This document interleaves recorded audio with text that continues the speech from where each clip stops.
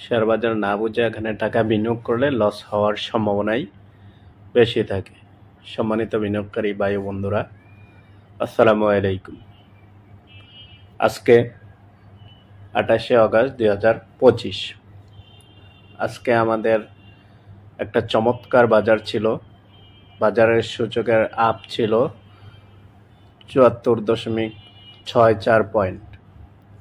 এর মধ্যে আমাদের টোটাল 1132.32 কোটি টাকার লেনদেন হয়েছে, যার মধ্যে 279টি কোম্পানি ঊর্ধ্বমান ছিল এবং 84টি কোম্পানি নিম্নগতিতে ছিল এবং 31টি কোম্পানি অপরিবর্তিত ছিল। আমাদের টপ সেক্টর বাই গেইনার, আজকে গেইনারের সর্বপ্রথম তালিকায় ছিল টেক্সটাইল সেক্টর, তারপরে হচ্ছে ইঞ্জিনিয়ারিং সেক্টর, এরপরে ব্যাংক সেক্টর, ফার্মাসিউটিক্যাল সেক্টর।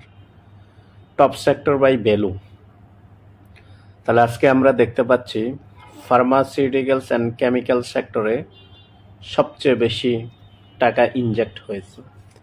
তার মানে বোঝা যাচ্ছে আগামী দিনগুলোতে ফার্মা সেক্টরের যে শেয়ারগুলা ওগুলা বৃদ্ধি হওয়ার খুব সম্ভাবনা রয়েছে। তারপরে রয়েছে আমাদের টেক্সটাইল সেক্টর। এখন আমরা দেখব আমাদের যে আজকের দিনের বৃদ্ধিতে টপ বৃদ্ধি হয়েছে এরকম শেয়ারের মধ্যে ভবিষ্যতে বাড়তে পারে এরকম সম্ভাবনাময়ী শেয়ার। আমাদের টপ শেয়ারের মধ্যে রয়েছে ইউনিয়ন ক্যাপিটাল। যেহেতু বর্তমানে ব্যাংক এবং ফাইন্যান্সিয়াল ইনস্টিটিউশন সম্পর্কে কিছু গুজব রয়েছে যে কিছু প্রতিষ্ঠান বন্ধ হয়ে যাবে, সেই কারণে ফাইন্যান্সিয়াল প্রতিষ্ঠানগুলো আমাদের সবচেয়ে বেশি ধস পড়েছে এবং সেই দিক থেকে ইউনিয়ন ক্যাপিটাল ঘুরে দাঁড়ানোর চেষ্টা করছে। তারপরে হচ্ছে আমরা বলতে পারবো HR টেক্সটাইল সম্পর্কে। HR টেক্সটাইল একটা টেক্সটাইল সেক্টরের মধ্যে লো পেইড আপ ক্যাপিটালের একটা শেয়ার।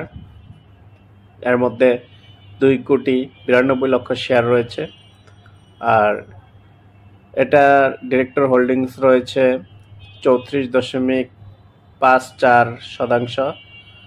আর আমরা দেখতেছি জুলাইয়ের যে ডাটা আছে আমাদের কাছে, সেই ডাটা অনুযায়ী আমরা দেখছি ইনস্টিটিউট হোল্ডিং বাড়ছে। আর বাজারে কোনো নিউজ আমরা দেখতে পাচ্ছি না, যে নিউজ ছিল তাদের EPS নেগেটিভ তাই আছে। আর বর্তমানে আমরা যদি চার্টে দেখতে চাই, এটা তার একটা রেঞ্জ করতেছিল দীর্ঘদিন যাবত, একটা সাইডওয়েজ মুভমেন্টে থাকার পরে সে আজকে তার এই রেঞ্জটাকে ব্রেকআপ করে সে উপরে চলে গেছে।